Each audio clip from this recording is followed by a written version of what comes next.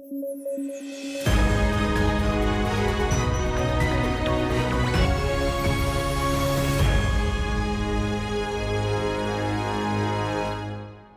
News at 9 programme में आपका स्वागत है। मैं हूं अमृत उपाध्याय। आइए जल्दी से देखें आज की हेडलाइंस। FSSAI ने सभी e commerce food business operators को दिया निर्देश। वेबसाइट पर बेचे जाने वाले फूड आइटम्स की कैटेगरी से रिलेटेड हैं निर्देश। अब हेल्थ ड्रिंक के नाम पर ई कॉमर्स वेबसाइट पर कुछ भी नहीं बेच सकेंगे। नासा का लीफ प्रोजेक्ट चर्चा में। लीफ का मतलब है lunar effects on agricultural flora. मकसद है चांद की सतह पर पौधे उगाना। और ताइवान के पूर्वी हिस्से में आया जोरदार भूकंप। अमेरिकी भूवैज्ञानिक सर्वेक्षण ने बताई भूकंप की तीव्रता 7.4। भूकंप के कारण जारी की गई सुनामी की चेतावनी।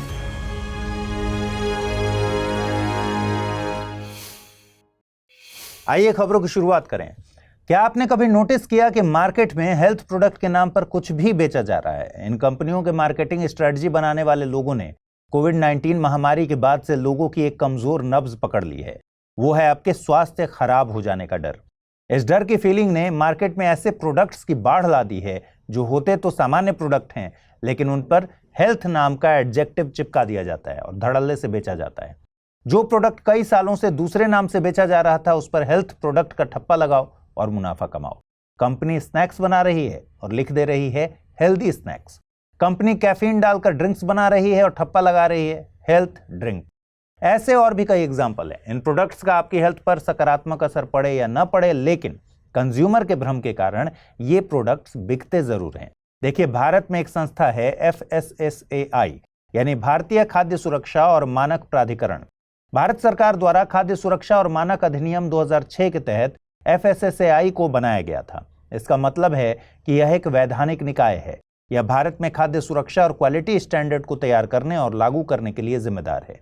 इसका मकसद फूड आइटम्स की सुरक्षा सुनिश्चित करना है और फूड आइटम्स की मैन्युफैक्चरिंग, प्रोसेसिंग, डिस्ट्रीब्यूशन, सेलिंग और इंपोर्ट को रेगुलेट और मॉनिटर करना है, ताकि आप और हम जैसे लोगों का स्वास्थ्य सही रहे।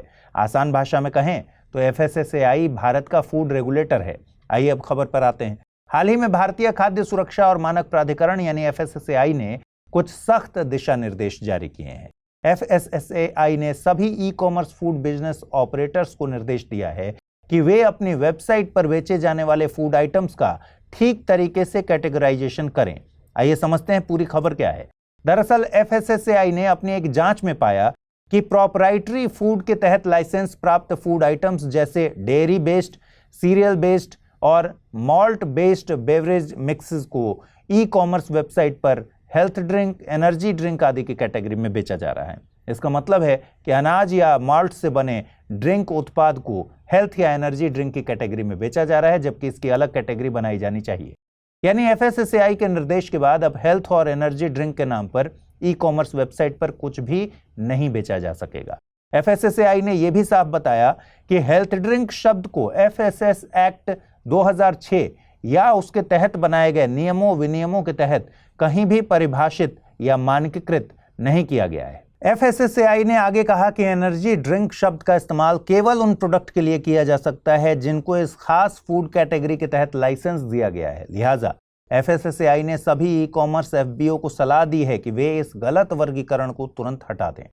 इस कार्रवाई का मकसद बहुत सीधा सा है। मकसद ये है कि प्रोडक्ट क्या है और ये क्या करता है, इसको लेकर पारदर्शिता बनी रहे और कंज्यूमर भ्रम की स्थिति में ना रहे।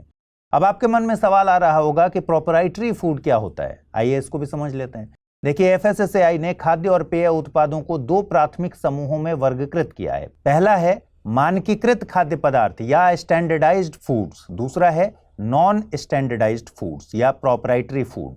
स्टैंडर्डाइज्ड फूड का मतलब है ऐसे प्रोडक्ट से जो कानूनी नियमों के अंतर्गत आते हैं, जैसे कि फ्रूट जैम, सॉस, कार्बोनेटेड पानी, बिस्किट इत्यादि। आपको बता दें कि एक लाइसेंस प्राप्त फूड बिजनेस ऑपरेटर को स्टैंडर्डाइज्ड फूड प्रोडक्ट बनाने और बेचने की अनुमति होती है जब तक कि वो कानून और नियमों में बताए गए फूड स्टैंडर्ड्स को फॉलो करता है। वहीं नॉन स्टैंडर्डाइज्ड फूड्स या फिर प्रोप्राइटरी फूड्स ऐसे फूड आइटम्स हैं जो किसी भी नियम के तहत स्टैंडर्डाइज्ड नहीं हैं। हालांकि इसमें प्राइमरी इंग्रेडिएंट्स और कुछ जेनेरिक एडिटिव्स शामिल हो सकते हैं। और आसान भाषा में कहें तो अगर किसी फूड आइटम में प्रोप्राइटरी फूड लिखा है तो इसका मतलब है कि इसमें FSSAI में बताए गए स्टैंडर्ड्स के अलावा अन्य घटक जैसे एडिटिव्स या फूड कलर शामिल हैं और यह इंसानों के खाने के लिए सेफ है। चलिए आपको कुछ एग्जांपल्स बता देते हैं ताकि पिक्चर एकदम क्लियर हो जाए। हालांकि FSSAI ने प्रोप्राइटरी फूड की कोई लिस्ट नहीं बनाई है, लेकिन कुछ कॉमन प्रोप्राइटरी फूड का नाम लिया जा सकता है, जैसे energy drinks, custard powder, ready to consume products जैसे chips, snacks, namkeen, instant coffee और tea premixes, instant noodles, masala mix इत्यादि।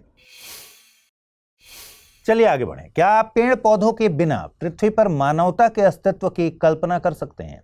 जवाब है नहीं। इन पेड़ पौधों ने अनगिनत तरीकों से पृथ्वी पर मानव सहित असंख्य जीव जंतुओं के अस्तित्व को बरकरार रखा है। पेड़ पौधों ने मनुष्यों और सभी जीव जंतुओं को अमृत स्वरूप ऑक्सीजन दिया और CO2 रूपी जहर को पिया। पेड़ पौधों ने रोटी कपड़ा मकान दिया है। एक प्रकार से इन्होंने पृथ्वी पर मानव सहित सभी जीव जंतुओं के अस्तित्व को परिभाषित किया है। आप सोच रहे होंगे कि अचानक से पेड़ पौधों की बात क्यों हो रही है। दरअसल अब वैज्ञानिक ये पता लगाने की कोशिश कर रहे हैं कि क्या इन पेड़ पौधों को हमारे चंदा मामा पर उगाया जा सकता है या फिर नहीं। कभी आपने सोचा कि चांद को मामा ही क्यों कहा जाता है, फूफा, चाचा, ताऊ या कुछ और क्यों नहीं कहा जाता? आंसर कमेंट करके बताइएगा। खैर, महत्वपूर्ण खबर यह है कि नासा का आर्टेमिस 3 मिशन चंद्रमा की सतह पर पौधे उगाने की तकनीक भी साथ लेकर आएगा। दरअसल नासा का आर्टेमिस 3 मिशन 2026 में लॉन्च होगा। नासा का यह महत्वाकांक्षी मिशन अपने साथ लीफ लेकर जाएगा। ये लीफ पत्तियों वाला लीफ नहीं है, बल्कि यह नासा का एक प्रोजेक्ट है। लीफ शॉर्ट फॉर्म है lunar effects on agricultural flora project का। लीफ को कोलोराडो स्थित स्पेस लैब टेक्नोलॉजीज द्वारा विकसित किया गया है। यह नासा द्वारा आर्टेमिस 3 मिशन 2026 के दौरान चंद्रमा पर भेजे जाने वाले 3 प्रयोगों में से एक है। लीफ प्रोजेक्ट के तहत एक स्मॉल लूनर ग्रीन हाउस में पौधों की वृद्धि का परीक्षण किया जाएगा। आपके मन में सवाल आ रहा होगा कि चांद पर कौन से पौधे ले जाए जाएंगे। तो आपको बता दें कि पौधों में थेलक्रेस, डकवीड और ब्रैसिका रैपा शामिल हैं। इन पौधों को एक ग्रोथ चैम्बर में रखा जाएगा ताकि ये सुनिश्चित किया जा सके कि इनका अस्तित्व और इनका विकास लूनर सरफेस की स्थितियों से प्रभावित न हो। अब ये भी सवाल उठता है कि नासा चंद्रमा पर आम, केला, सेब, गेहूं, चावल ये सब क्यों नहीं उगा रहा? देखिए, इसका एक कारण है। दरअसल इवोल्यूशन के दौरान पारंपरिक फसल पौधों को स्पेशल लाइफ सपोर्टिंग कंडीशंस मिली हैं। इसके कारण ये प्रजातियां हमारी पृथ्वी के लिए विशिष्ट हो गए हैं और इनका किसी भी विपरीत परिस्थिति में सर्वाइव कर पाना बहुत मुश्किल है। लेकिन चांद के लिए जिन पौधों को सेलेक्ट किया गया है वो ऐसे नहीं है। जैसे डकवीड एक चमत्कारिक पौधा है जो अधिकांश चुनौतियों के प्रति प्रतिरोधी है। इसमें अधिकांश खाद्य फसलों की तुलना में अधिक प्रोटीन होता है और इसे भविष्य के अंतरिक्ष उपनिवेशों के लिए वांछित खाद्य फसल कहा जाता है। वहीं ब्रैसिका रैपा पत्ता गोभी और ब्रोकली का काफी तेजी से बढ़ने वाला चचेरा भाई है और पृथ्वी से दूर अंतरिक्ष में इस पौधे की सर्वाइव करने की एबिलिटी अन्य पौधों से बहुत ज्यादा है। यदि लीफ प्रोजेक्ट सफल हुआ तो यह अंतरिक्ष अन्वेषण के इतिहास में एक नया अध्याय शुरू कर देगा।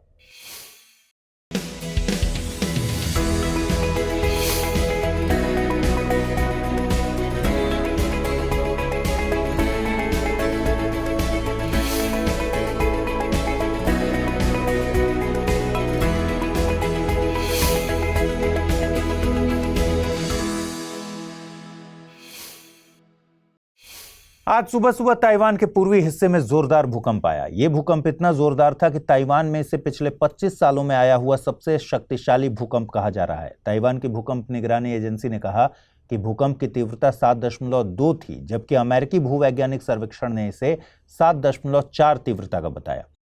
आपको बता दें कि भूकंप का केंद्र ताइवान के हुआलियन से लगभग 18 किलोमीटर दक्षिण पश्चिम में लगभग 35 किलोमीटर की गहराई में था। भूकंप के कारण सुनामी की चेतावनी जारी कर दी गई, जिसे बाद में हटा भी लिया गया। भूकंप से ताइवान में कई जानें गई हैं, कई जगह भूस्खलन देखे गए और इमारतों सहित कई इंफ्रास्ट्रक्चर को नुकसान पहुंचा है। हाल के वर्षों में ताइवान में सबसे भीषण भूकंप 21 सितंबर 1999 को आया था। इसकी तीव्रता 7.7 थी। इससे 2400 लोगों की मौत हो गई थी और लगभग 1 लाख लोग घायल हो गए थे।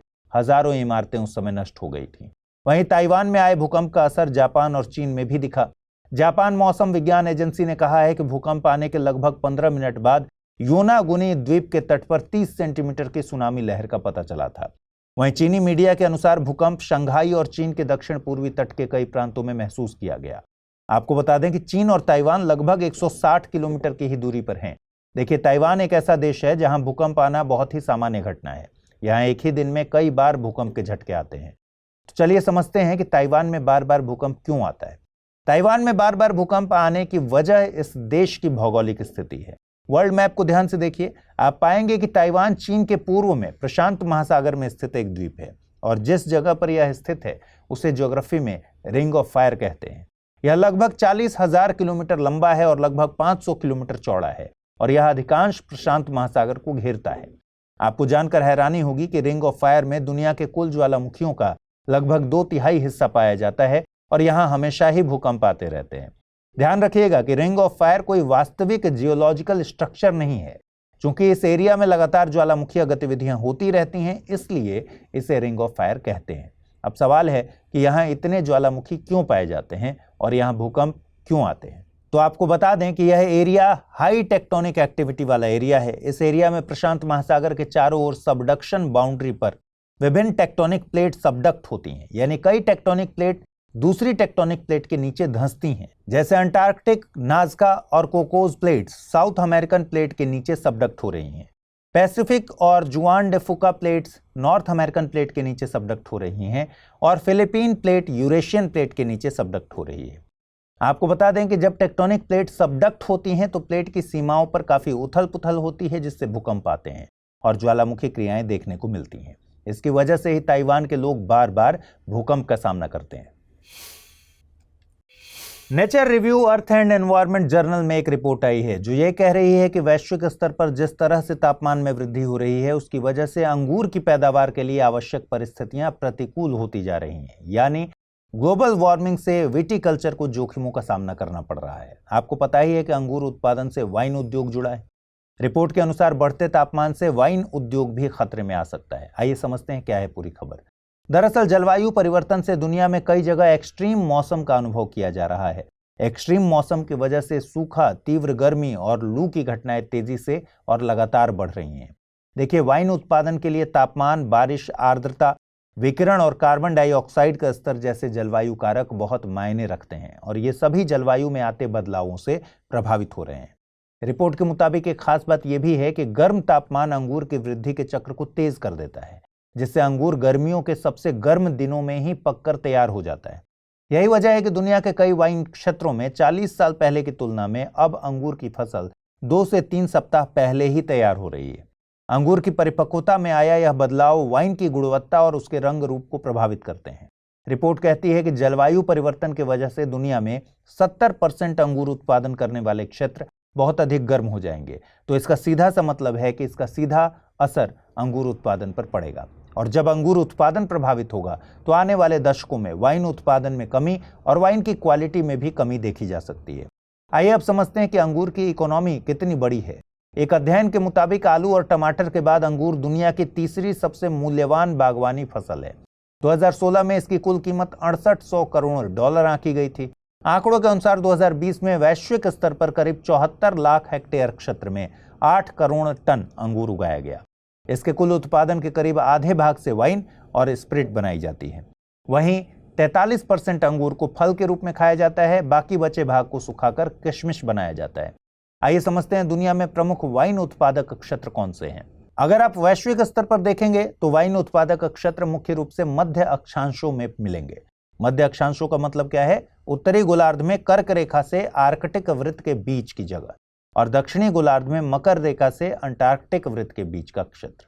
इनमें कैलिफोर्निया, दक्षिणी फ्रांस, उत्तरी स्पेन, इटली, ऑस्ट्रेलिया, दक्षिण अफ्रीका का स्टेलनबोश और अर्जेंटीना का मेंडोजा शामिल हैं। इन क्षेत्रों में अंगूरों के पकने के लिए पर्याप्त गर्म जलवायु पाई जाती है, लेकिन ये क्षेत्र अपेक्षाकृत रूप से शुष्क भी हैं, जो अंगूरों में बीमारी के जोखिम को कम करने में मदद करते हैं। भारत की बात करें तो भारत में अंगूर की व्यावसायिक खेती पिछले 6 दशकों से की जा रही है और महाराष्ट्र अंगूर उत्पादन की दृष्टि से देश में टॉप पर है। आइए देखें आज के रैपिड न्यूज में क्या है खास। सुप्रीम कोर्ट ने पर्यावरण मंत्रालय द्वारा जारी एक नोटिफिकेशन को रद्द कर दिया है जो सॉइल एक्सट्रैक्शन से संबंधित थी। दरअसल पर्यावरण संरक्षण अधिनियम 1986 के तहत 2020 में नोटिफिकेशन जारी किया गया था। इस अधिसूचना में सड़कों, पाइपलाइनों आदि जैसी लीनियर प्रोजेक्ट के लिए सामान्य मिट्टी के एक्सट्रैक्शन या सोर्सिंग या अधिग्रहण में छूट दी गई थी, जिस पर निर्णय देते हुए सुप्रीम कोर्ट ने इस अधिसूचना को पूरी तरह से अनियंत्रित और व्यापक छूट वाला माना। जर्मनी ने भांग या कैनबिस के उपयोग को वैध बनाने वाला कानून पारित किया है तथा इसे वैध बनाने वाला सबसे बड़ा यूरोपीय देश बन गया है। जर्मनी के नए कानून के तहत अब 18 साल के ऊपर के लोग निजी उपभोग के लिए 3 पौधों तक की खेती तथा 25 ग्राम तक कैनबिस अपने पास रख सकते हैं। कैनबिस उष्णकटिबंधीय और समशीतोष्ण क्षेत्रों में पाए जाने वाला पौधे की एक प्रजाति है। इसे मेल, फीमेल और मिश्रित में विभाजित किया जाता है, जिनसे अलग अलग प्रकार के नशीले पदार्थ प्राप्त किए जाते हैं, जैसे भांग, गांजा आदि। अडानी ग्रीन एनर्जी लिमिटेड ने गुजरात के खावड़ा सोलर पार्क में 2000 मेगावाट की सौर क्षमता स्थापित की। इसकी स्थापना के साथ ही अडानी ग्रीन एनर्जी 10,000 मेगावाट से अधिक नवीकरणीय ऊर्जा क्षमता वाला देश की पहली कंपनी बन गई है।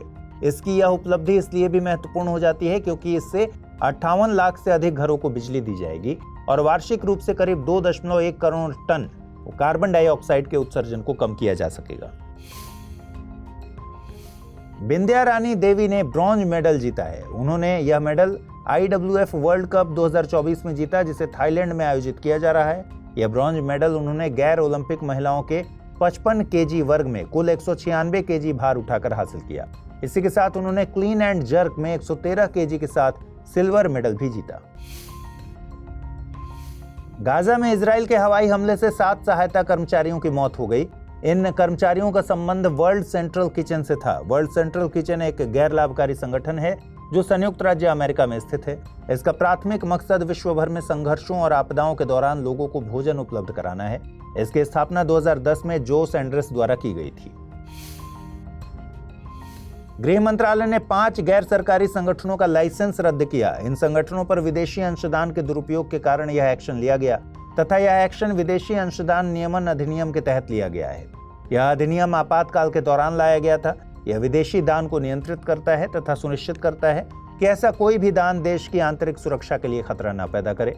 यह विदेशों से दान प्राप्त करने वाले सभी संघों, समूहों और गैर सरकारी संगठनों पर लागू होता है।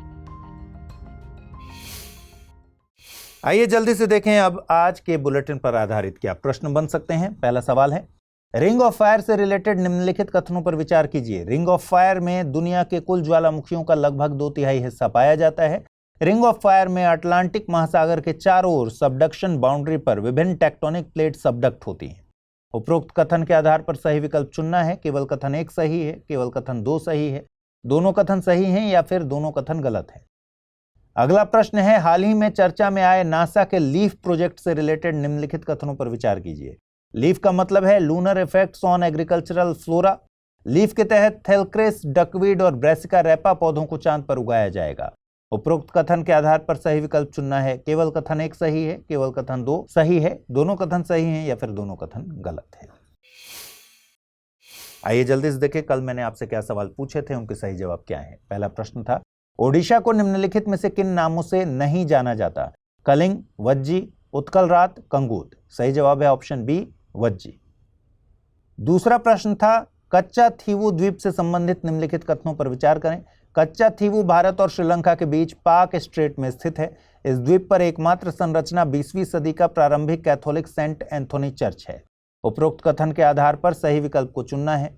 केवल कथन 1 सही है, केवल कथन 2 सही है, दोनों कथन सही हैं या फिर दोनों कथन गलत है। सही जवाब है ऑप्शन सी, दोनों कथन सही है। तो आज इस बुलेटिन में इतना ही। कल रात 9 बजे फिर से आपसे मुलाकात होगी। ख्याल रखिए अपना, ठीक से पढ़ाई कीजिए। अगर इस बुलेटिन की PDF हासिल करना चाहते हैं, अमृत उपाध्याय 007 टेलीग्राम चैनल है जिस पर इसकी PDF रोजाना मिलती है और आज पूछे गए सवालों का जवाब भी कमेंट सेक्शन में जरूर दीजिएगा। नमस्कार।